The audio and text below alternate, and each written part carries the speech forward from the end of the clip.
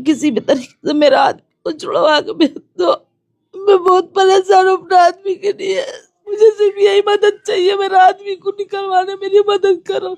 उत्तर प्रदेश के जिला बुलंदशहर के कोतवाली देहात का गांव लगता है गंगेरुआ, और गंगेरुआ में रहने वाले एक व्यक्ति जिनका नाम अब्दुल हमीद होता है।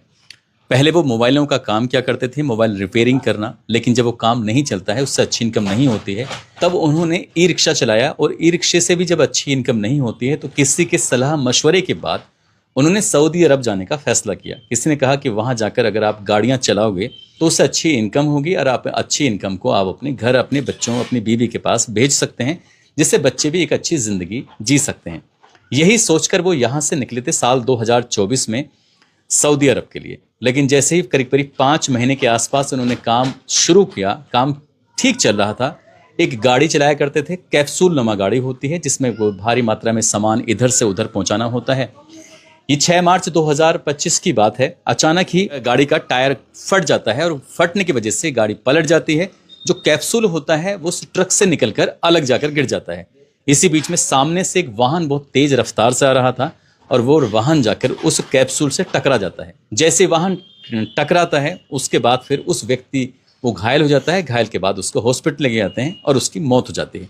उस व्यक्ति की मौत होना था, बात पुलिस तक पहुंचती है। पुलिस आती है, अब्दुल हमीद को गिरफ्तार करती है। गिरफ्तार करने के बाद ये सऊदी अरब की रियाद में एक 16 नंबर है, वहाँ पे जेल होती है, जेल में उनको बंद कर दिया जाता है। फिलहाल मामला अभी पुलिस के पास है, यानी कि मरूर यातायात पुलिस के पास है। यहाँ पर जो उनकी अहलिया यानी कि पत्नी है, जिसका नाम अफसाना है, अफसाना बीमार हैं। उनके एक हिस्से में जो राइट साइड है, उस हिस्से में लकवा मार गया है, जिसकी वजह से उनका हाथ सीधा वाला काम नहीं करता है, पैर भी काम नहीं करता है। कई बार टॉयलेट बाथरूम की इतनी दिक्कतें होती हैं।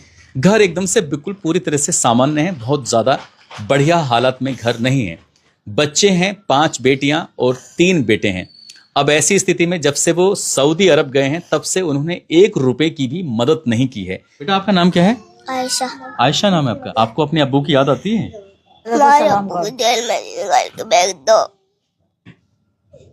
क्या क्या लाते थे अब्बू आपके लिए? चीज लाते थे। अगर इस बच्ची के हाथ देखेंगे आप, तो इस बच्ची के हाथों से पता चल रहा है कि इसको भी कुछ ना कुछ तकलीफ है, परेशानी है। बच्चे ये कुपोषण का भी, मतलब कि इनको भरपूर मात्रा में जो खाना होता है, शायद उतना भी खाना मिल नहीं रहा है। मेरे अब्बू जी को भेज दो जल्दी से। अब छोटे छोटे जितने भी बच्चे हैं, ये सब के सब परेशान हैं।